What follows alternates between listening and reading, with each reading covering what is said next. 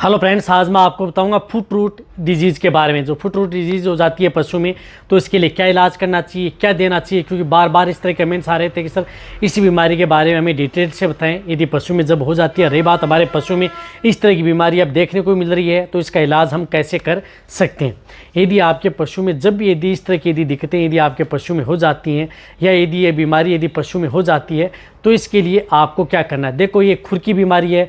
इसके अंदर खुर के अंदर पशुओं में जिस प्रकार से बैक्टीरियल डिजीज़ भी मान सकते हैं, इसे वायरल डिजीज़ का इन्फेक्शन भी हो सकता है, प्लस फंगल इन्फेक्शन है उसका भी हो सकता है, या तीनों का मिश्रण भी हो सकता है। क्योंकि कई बार क्या होता है कि खुर का हिस्सा है, नीचे का भाग है, वो गल जाता है, वहाँ पर फुफुंसी आ जाती है, या खुर के ऊपर का भाग है उसके अंदर स्वेलिंग आ जाती है। तो खुर इसमें क्या होता है कि गलना प्रारंभ हो जाता है। रही बात पशु में चलने में दिक्कत आती है, लंगड़ा करके पशु चलता है, और चलने में तो आती है, साथ में जो दूध देने वाले पशु हैं उनमें दूध की मात्रा भी अचानक डाउन होना स्टार्ट हो जाती है। अदर भी मैं आपको बताऊंगा। तो इस चैनल पर भी नए आए हैं तो पहले चैनल को सब्सक्राइब कर लें, साथ में बेल आइकन ऑल बड़ा पसंद भाई। आपको पता है कि चैनल पर सही, सटीक और साइंटिफिक मेथड से आपको जानकारी दी जाती है।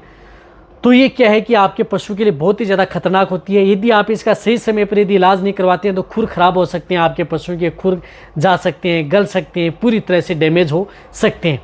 तो इसके लिए आपको करना क्या है, देखो इसके लिए आपको ये करना है कि जब यदि आपके पशु में इस तरह की हो जाए, घाव ज़्यादा हो जाए, तो इसे आप पोविडिन आयोडीन से एक तो आप अच्छी तरह से साफ कर सकते हैं। पोविडिन आयोडीन होती है, साथ में आप पोटेशियम परमंगनेट है, लाल दवा है, जिस तरह से पोटेशियम परमंगनेट आती है लाल दवा, इसको आपको पानी में घोलना है। पानी में घोल करके आप उसे क्या करना है कि जहाँ पर भी यदि घाव है या जो भी है पैर के नीचे, वहाँ पर आप अच्छी तरह से उसकी साफ सफाई करनी है।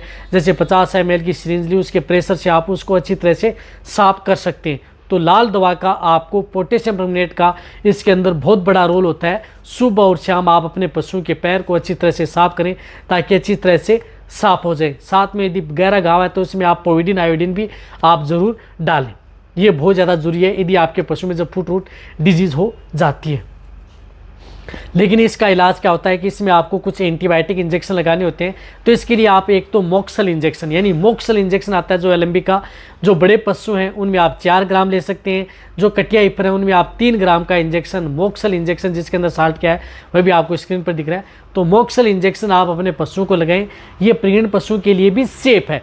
तो ये इंजेक्शन आपको ज़रूर देना है। ये लगातार आपको 2 से 3 दिन आप उन पशुओं को ज़रूर देना है। आपको उनके खुर की अच्छी तरह से साफ सफाई करनी है, साथ में इंजेक्शन भी उन पशुओं को लगाना है।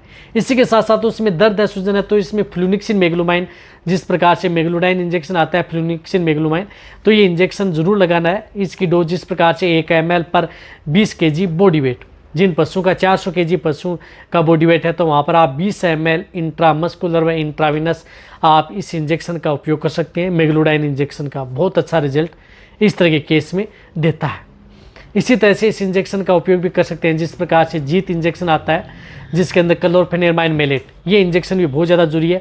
10 ml आपको ये जीत इंजेक्शन है इंट्रामस्कुलर, ये भी आप उस पशु को ज़रूर लगवा देना है।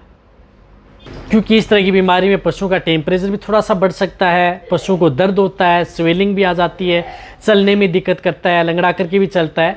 तो वहाँ पर आप जिस प्रकार से मेगलोडाइन इंजेक्शन लगा देते हैं तो आपके पशु में अच्छा रिजल्ट मिलता है। रही बात ये इंजेक्शन है जो कि प्रेग्नेंट पशु हैं उनके लिए भी सेफ रहता है। तो आपको ये ट्रीटमेंट है करना है। साथ में आप एक विटामिन बी कॉम्प्लेक्स का इंजेक्शन भी लगा सकते हैं, जिस तरह से बेलामाइल इंजेक्शन आता है, इसका भी उपयोग करें। क्योंकि ये दूध देने वाले पशु को आप जो एंटीबायोटिक या अदर जो इंजेक्शन लगाते हैं, और वैसे भी यदि पशु में दूध की मात्रा डाउन हो सकती है, तो उस स्थिति में आप ये एंटीबायोटिक जो लिवरक्सटेट और विटामिन बी कॉम्प्लेक्स का जो इंजेक्शन है, बेलामाइल इंजेक्शन, ये इंजेक्शन आप उस पशु को 10 ml इंट्रामस्कुलर, ये भी आप उस पशु को दे दें। तो ये जो ट्रीटमेंट है ये आप अपने पशु में यदि करा देंगे, ये लगातार आपको 3 दिन, यानी कंटिन्यूटी 3 दिन आपको जो ये फुट रूट डिजीज़ हो जाती है, उस स्थिति में आप ये 3 दिन आप ये ट्रीटमेंट आप अपने पशुओं का करवा दें। मैं कह रहा हूँ कि 3 दिन के भीतर भीतर ही आपका पशु ठीक हो जाता है इस तरह की स्थिति से। साथ में आप उस खुर के ऊपर है वो यदि घाव को भरने के लिए जिस प्रकार से लोरेक्सन ऑइंटमेंट आती है, जो कि लोरेक्सन जो विरबे की आती है, वह ऑइंटमेंट भी आप उस घाव के ऊपर है डेली आप लगा सकते हैं, यदि जहाँ पर भी यदि खुर का भाग है, ताकि वहाँ पर मक्खियाँ भी नहीं बैठेंगी और घाव भी जल्दी भर जाएगा, साथ में सूख भी जाएगा। या किसी तरह का इन्फेक्शन है, चाहे वो वायरल हो, बैक्टीरियल हो, अदर फंगल हो, वह इन्फेक्शन भी दूर हो जाएगा। तो इस स्थिति में आप एक ऑइंटमेंट भी उपयोग कर सकते हैं। जो ये मैंने ट्रीटमेंट बताया ये सभी तरह के पशु के लिए सेफ है। छोटे पशु हैं उनमें आप इसकी डोज कम रख सकते हैं, बड़े पशुओं की जो मैंने डोज आपको बताई है। रही बात ये सभी तरह के पशुओं के लिए सेफ एंड सुरक्षित है। लगातार आपको इन सभी का ट्रीटमेंट है 3 दिन कर सकते हैं। 3 दिन से भी यदि बहुत ही ज़्यादा दिक्कत हो सकती है तो आप इस ट्रीटमेंट को 4-5 दिन भी आप बढ़ाया जा सकता है, क्योंकि कई बार बहुत ज़्यादा दिक्कत हो सकती है। जिस प्रकार से कई बरसाती वाले एरिया जहाँ पर पानी बहुत ज़्यादा भर गया था, पानी में पशु खड़े रहे, तो उस स्थिति में वहाँ पर खुर की बहुत ज़्यादा खतरनाक बीमारी हो गई थी, तो वहाँ पर आपको 4 से 5 दिन भी ये ट्रीटमेंट पशु में करवाया जा सकता है। तो ये वीडियो जितना हो सकता है पशुपालक उनके साथ से करें, इसी तरह से वीडियो देखते रहें। थैंक्स, धन्यवाद।